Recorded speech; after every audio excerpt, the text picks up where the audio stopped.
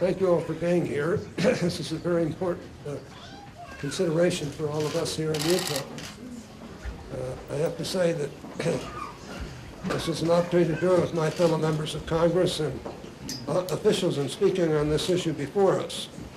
Another massive federal land grab in Utah and the West appears to be occurring here. As many of you know, President Obama, plans to use the Antiquities Act to declare another national monument in southeast Utah, and without so much as, quote, by your leave, unquote, from our fellow Utahns. This unilateral action will cut access, suffocate economic development and activity, and uproot the lives of thousands of people. Worst of all, the decision has come with no private or public consideration from Utahns. No hearings, no town meetings, no input from local land managers, no maps, no boundaries, nothing whatsoever. The decision may be one of the most egregious abuses of federal power, of executive power, that I've seen in my lifetime. Time and again, Utahns and Westerners have been the victims of unjustified federal land grabs. That's why I joined with Senator Lee in introducing legislation that would exempt Utah from the Antiquities Act designations. And that's why in the next Congress under President Trump, I will do everything in my power to repeal this national monument and send a strong message to future presidents that decisions made without local support will not be tolerated. We can solve these problems. We know how to do it. The president's proposal, like so many others, goes well beyond the original intent of the Antiquities Act, which was intended to give presidents only limited authority to designate specified landmarks, such as a unique natural arch or the site of old cliff dwellings.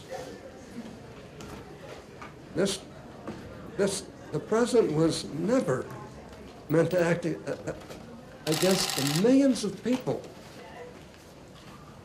by setting aside millions of acres through the Antiquities Act. In fact, to give you an idea of how extensively the Antiquity Act has been abused, the president's newest proposal includes more land than the federal acreage of the first 25 presidentially proclaimed national monuments combined. Think about that. And that includes the Grand Canyon. In my view, land use decisions should be made only through a collaborative process.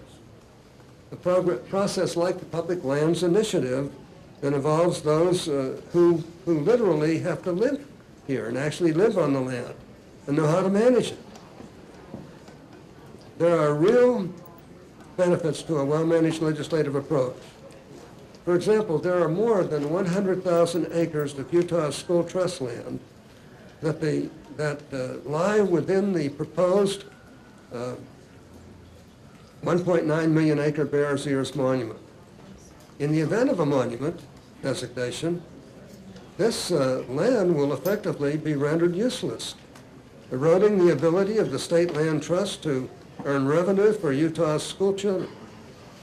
However, if more responsible legislative approaches were taken to protect the Bears Ears, we could preserve our school trust lands and protect the much-needed revenues that they generate to benefit public education in our state. As Utahns, we cannot support an administration that wants to look away a huge swath, and wants to just lock away a huge swath of our state without congressional input and without considering the views of the local people most impacted by this particular designation. Preserving the Western way of life and keeping these treasures in the Bears' Ears are not mutually exclusive. I believe we can strike a balance by legislative means that allows us to maintain our rural towns and communities and also protect the cultural integrity of the Bears' Ears. I want to thank all of you for taking the time to be with us today. If the president decides to declare a midnight monument in Utah, know that I'm committed to working with each of you to repeal it. This is a travesty, and I believe that's what they're going to do.